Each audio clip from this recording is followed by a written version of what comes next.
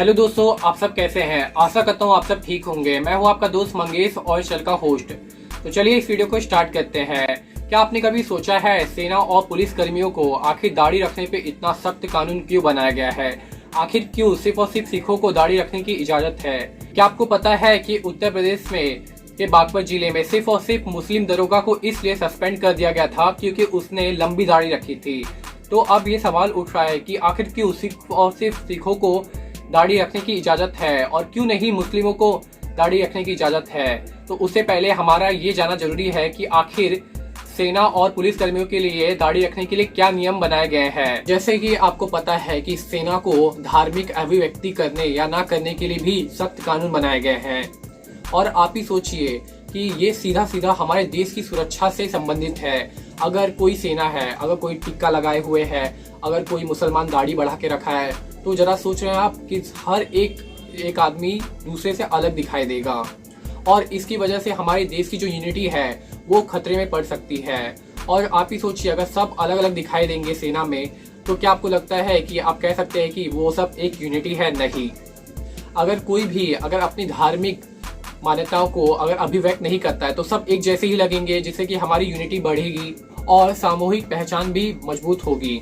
इस नियम के अनुसार सिखों को दाढ़ी रखने की अनुमति है, लेकिन अगर कोई गैर सिख दाढ़ी रखता है तो उस पर सख्त कानून बनाया गया है।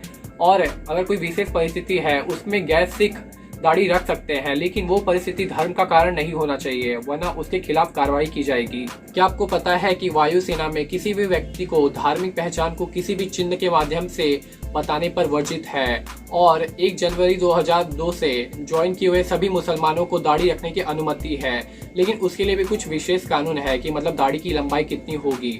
और नौसेना में अगर किसी को भी दाढ़ी रखना है तो उसके लिए उसे अधिकारी की अनुमति लेनी होगी। पुलिस विभाग में कर्मचारियों को बिना इजाजत लेकर मूछें रखने की इजाजत है, लेकिन अगर वो दाढ़ी रखता है तो उस पर सख्त कानून बनाए गए हैं और सिर्फ सिख समुदायों को दाढ़ी रखने की अनुमति है। और ये जो बागपत जिले में जो मुस्लिम दरोगा को सस्पेंड किया गया था, उसे इसलिए सस्पेंड किया गया था क्योंकि उसने दाढ़ी रखने के लिए अपने डीएसपी से अनुमति नहीं लिया था, इसलिए उसे सस्पेंड किया गया था।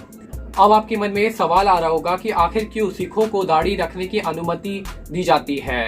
दरअसल सिखों के में ये बताया गया है कि जो भी प्राकृतिक रूप से जो बाल बढ़ रहे हैं उन्हें नुकसान न पहुंचाने की मान्यता है, और ये 5 ककारों में से एक है, जिसे कि खुद गुरु गोविंद सिंह ने बताया है। गुरु गोविंद सिंह कहते हैं कि अगर कोई भी मेरा सिख अगर दाढ़ी पर उस तरह लगाता है तो ये उसकी सबसे बड़ी भूल है, मतलब कि उसमें दाढ़ी कटाने को अनुमति नहीं दी गई है। सिखों के लिए दाढ़ी का महत्व हम इस बात से समझ सकते हैं कि जब मुगल काल में दमन होने के पर सिखों से कहा गया कि अपनी दाढ़ी कटवा ले, तब उन्होंने कहा कि हम सिर कटवा लेंगे लेकिन अपनी दाढ़ी को नहीं कटवाएंगे। अब आपके मन में ये सवाल आ रहा होगा कि आखिर क्यों मुसलमानों को दाढ़ी रखने पर इतनी पाबंदी है।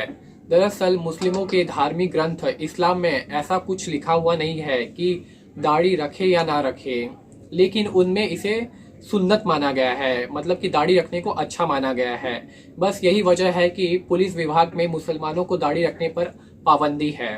दाढ़ी से पहचान छुपाने का भी डर रहता है। जरा आप ही सोचिए कि अगर आपने एक आदमी को पहले बिना क्लीन शेव में देखा है और अचानक से आप उसे 2 महीने बाद उसे पूरे दाढ़ी में देखते हो भरा हुआ, तो आप उसे मतलब आइडेंटिफाई कर पाओगे कि अरे ये वही आदमी था? बिल्कुल भी नहीं।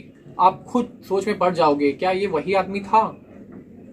इसलिए भी पहचान छुपाने का डर होता है, जिसकी वजह से दाढ़ी रखने के लिए सख्त कानून बनाए गए हैं।